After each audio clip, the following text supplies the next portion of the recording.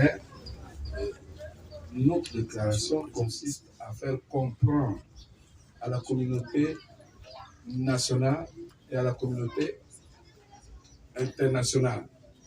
Donc, nous voulons leur dire que nous sommes saturés, notre pays ne vit que d'élections, contestations, massacres, dialogue, partage de gâteaux, après on rebelote.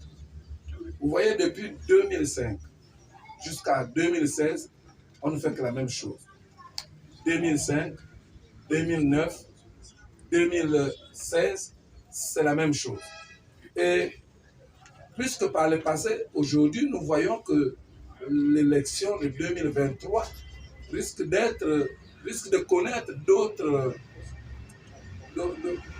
stratégies. Parce que ce que nous voyons, les premières échéances que nous avons connues n'ont jamais connu ce que nous connaissons aujourd'hui, où la loi électorale est modifiée à 5 semaines seulement des élections. C'est le seul pays au monde. Notre pays, le Gabon, est l'unique au monde qui modifie les règles du jeu au cours du jeu. Le processus électoral commence depuis la mise en place du CGE chez nous. Depuis la mise en place du CGE, le processus électoral a commencé. Mais depuis la mise en place du CGE, il y a déjà eu combien de modifications? La Constitution a été modifiée, le Code électoral a été modifié, et là, on va de modification en modification pour atteindre, je ne sais pas quoi, pour atteindre le parti unique. On reparle avec le parti unique. Et encore qu'à l'époque du parti unique, il y avait une légère, il y avait un semblant de démocratie en termes de géopolitique. Mais aujourd'hui, là, c'est plus le cas. Tout est taillé sur mesure. Et donc, nous nous disons que la société civile ne cautionnera nullement ce qui s'est fait. Et c'était un peu ça, le grand point. Le second, c'est celui de la violation flagrante des lois qu'eux-mêmes ont établies. La Constitution dans un pays, c'est la mère de loi. La Constitution dans un pays est inviolable. C'est elle qui est garante de la paix. C'est elle qui est garante de la cohésion d'une population, d'un peuple, dans un État. Mais notre Constitution est devenue comme un chiffon. Chacun le froisse à sa manière. Le juriste qui est à la tête de la Constitution, il modifie la Constitution, le juriste modifie lui seul. Alors qu'il n'est pas compétent de modifier toute une Constitution. Et ils disent parler au nom du peuple. Mais de quel peuple alors? C'est nous, la société civile, qui représentons le peuple. Mais dans tout ça là, on met à l'écart la société civile que nous sommes. D'où l'interpellation de ces gens-là, de ces hommes, de ces autorités, de venir et d'écouter ce que dit la société civile. Quand un candidat, un président de la République, un ministre, un gouverneur, en fonction, s'il pose la candidature à une échéance électorale, l'intéressé doit se départir des fonctions publiques. Lui, il remet tout et il redevient citoyen comme tout autre. Parce qu'il demande au peuple l'investiture du nouveau pouvoir, d'un mandat. Or, qu'est-ce qui se passe dans notre pays? Vous voyez, le gouverneur de Libreville, elle est candidate dans sa province. Le président de la République, lui, continue à présider le Conseil des ministres après avoir déclaré et déposé son dossier de candidature qui est même déjà validé. Lui-même, il avait dit c'est validé. Alors, mais il exerce encore le pouvoir en tant que chef de l'État. Mais voilà des choses qu'on ne peut pas comprendre. Ou le Gabon est un pays à part, ou alors il est dans le concert des pays, des États de droit. Hein? Voilà un peu nos questionnements. C'est un peu ça. À un show, on peut appeler ça un show.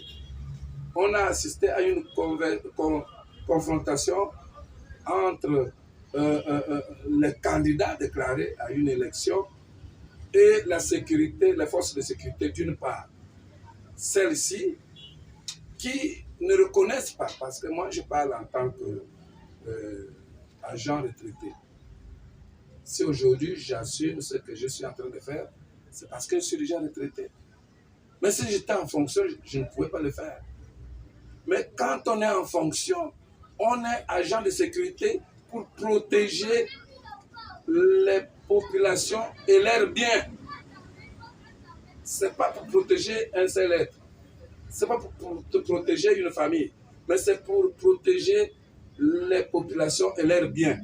Mais ce que j'ai vu hier, c'était une mascarade.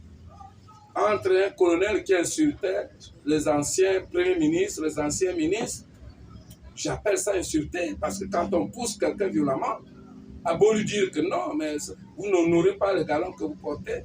Monsieur, il était non seulement violent, mais impoli. Et pendant qu'on était un peu distrait, parce que les autres faisaient des interviews, voilà qu'un autre, il paraît que c'est un sénateur, moi je ne le connais pas, qui insulte un ex-premier ministre. On était surpris du haussement de ton derrière nous. Quand je me retourne, c'est quelqu'un qui fuyait même déjà. Heureusement même qu'il est parti, sinon on allait assister à un scandale. Parce que s'il ne serait pas parti, le Premier ministre était vraiment fâché. Et le Premier ministre a essayé de le suivre. Bon, les agents se sont interposés. Est-ce que vous voyez que ça c'est normal? Mais c'est pas normal. Autant on prône la paix soi-disant, autant il faut offrir aux populations les dispositions qui favorisent la paix.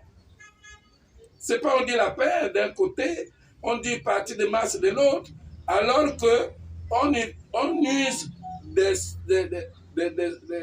stratégies qui tendent vers la fraude, et qui dit fraude, dit revendication en face. Parce que quand je prends quelque chose qui vous appartient, je dois m'attendre à votre réponse parce que vous voulez arracher votre bien. Mais là, le peuple gabonais aujourd'hui, que nous représentons, est fatigué. Fatigué parce qu'il est fatigué de souffrir, fatigué de voir les siens, par exemple, j'allais dire, partir pour un simple palu, partir pour une simple césarienne qui a mal tourné parce que les gens n'ont pas un plateau technique adéquat. Ils ont perdu leurs frères et leurs sœurs par manque de moyens, parce que tout est payant ici. Même les gens qui ont prêté serment, hein, le serment d'Hippocrate, les secrétaires disent qu'ils sont bien portants. Mais moi, quand je vois que l'homme là n'est pas bien portant. Je vois que cette femme là n'est pas bien portante. Je ne suis pas médecin, mais je regarde. Mais on fait ça, tout ce qu'on fait là. Mais ça va nous rattraper un jour. C'est un homme de Dieu qui vous parle. Tous les actes que nous posons ici-bas, nous serons imputés devant l'Éternel qui nous donne ce souffle de vie là. Donc voilà ce qui nous amène à vous appeler aujourd'hui pour pouvoir relayer ce que nous disons ici et nous espérons que nous serons entendus. Oui.